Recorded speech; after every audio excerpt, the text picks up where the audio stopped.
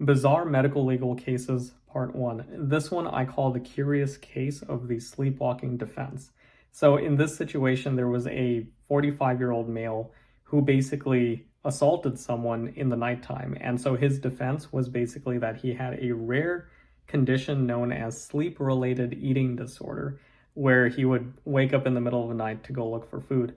And so the doctors on the medical legal team and the attorneys on the legal team had to scour the medical chart of this defendant to see, number one, if he actually did have this very rare disease, and what if there was any precedence in previous medical legal cases.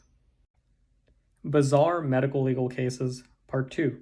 So this one I call the mystery of the vanishing bones. And this is one of my favorite cases that I've ever worked on. So this was a case of a 62, 66-year-old female from a farm. So very rural, very little, interactions with others or medical care. And so basically what the doctors would find is that she was getting shorter and shorter, but also she was losing kinetic ability. So she was losing movement. And so imaging showed that she was gradually losing her bones. And so this is called Gorham-Stout disease. And so basically it became a legal case where the patient was claiming that doctors should have noticed this from before. But of course, the judge sided with the physicians on this case because it was such a rare disorder. Bizarre medical legal cases, part three. So this was one of my favorite cases, and it's very rare to get a case such as this. So it's a personal injury case involving a young lady, I believe she was 24 or so, that went to get an eyeball tattoo. So this is something that I would see on Ripley's Believe It or Not and Fact or Fiction. Remember those shows from the 90s? But I've never actually had a patient getting an eyeball tattoo. Anyway, so she got an eyeball tattoo on the left eye, and then she suffered severe complications and ultimately became blind in the left eye. And so she basically sued her tattoo artist, stating that, he didn't follow sterile protocol or what have you.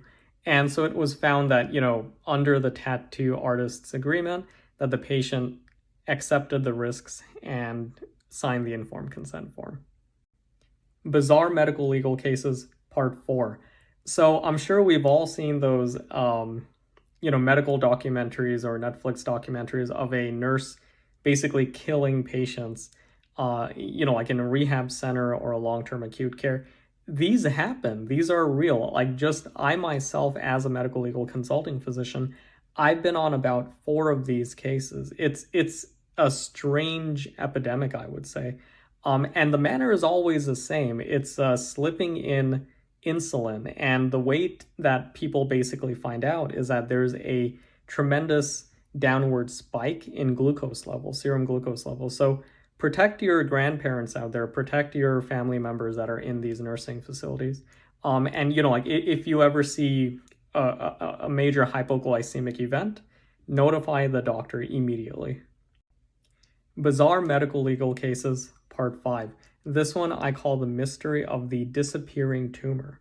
So this was a very fascinating one. So basically a patient underwent surgery to remove a tumor, only to discover that the tumor had vanished before the procedure. And the legal implications involve determining the accuracy of the initial diagnoses, and also the initial imaging. And remember that even, there's no such thing as a 100% specific, 100% sensitive imaging modality, whether it be X-ray, CT, MRI, ultrasound. So in this situation, however, the team was able to secure an oncologist that basically found out that indeed there are some tumors that can grow to a certain size and then, believe it or not, go into remission and shrink. And that's what happened. Bizarre medical legal cases, part 6. So this case I call the case of the explosive push-ups. So it was a 40-year-old female who 1 month prior got bilateral breast implants. And she went to a Pilates class, she was doing push-ups, and they basically exploded. So she went into septic shock. And so this case was a whole shebang. Like, we had to look at it from a product liability point of view, possible medical malpractice on the plastic surgeon's part. We had to involve an infectious disease physician. So yeah, crazy stuff. Exploding breast implants, right? Bizarre medical legal cases, part 7. You guys are gonna love this one. This case is called Motel Death. So there were 3 men, allegedly, probably more, who mysteriously died after a night in a motel. These were 3 separate men, separate times, of course. And basically what our team found was that the motel had a very old gas heater, which was leaking heavy amounts of carbon monoxide. Heavy, like, in order to die within a night, that's a significant amount of carbon monoxide. So our job as medical legal physicians was to basically speak on the effects of carbon monoxide poisoning. And of course, as expected, the motel was sued to absolute oblivion. Bizarre medical legal cases, part 8. So this case we call the case of the dirty soup, ? So this case was about a woman who allegedly ate only a very common store's vegan tomato soup. They have really good cheeses. They have their own proprietary snacks. I'm sure you know what store I'm talking about. So, but she became floridly ill, crazy acute gastroenteritis, vomiting, diarrhea for days. A stool culture determined that the pathogen or bug was a very rare species of Campylobacter. So it wasn't jejuni, it was a much rarer species of Campylobacter. And this bug is only found in undercooked poultry. The woman later confirmed that she had in fact tried to cook chicken and that cooking was not her forte. So the case was dismissed. Bizarre medical legal cases, part 9. So this one we call Las Vegas bedbugs, and the name says it all. So basically, our client was a 40-year-old female who went to a hotel casino in Las Vegas, won a ton of money, and was given a free night to stay at one of their hotels. But then when she woke up, she had bites all over. So insane amount of bedbug bites. The hotel responded by basically bringing in an EMS. They just gave her an antihistamine shot like Benadryl, like IM Benadryl, and then gave her another night to stay. And guess what happened the next night? She had even more bedbug bites. So then she went to the doctor and they found out that she actually developed cellulitis. So she sued the hotel casino. Yeah, and so we basically helped her develop a case for that. Yeah, like and subscribe for more.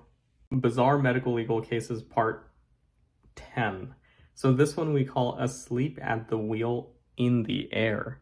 And so basically, this was a case where a pilot stated that he wasn't on any medications. Apparently, there's a lot of rules that commercial airline pilots have to abide by, but he was actually taking a certain antidepressant daily. And he was feeling very depressed that day, and he actually overdosed, like self-induced overdose, like he actually took more pills than he should have. And yeah, so started flying the plane, everything was fine, but then he crashed. And about, not to reveal too much information, but a lot of people died because of this crash. And so we basically had to bring in a team consisting of a medical toxicologist, a psychiatrist, just to make this case against this pilot who basically broke his rules.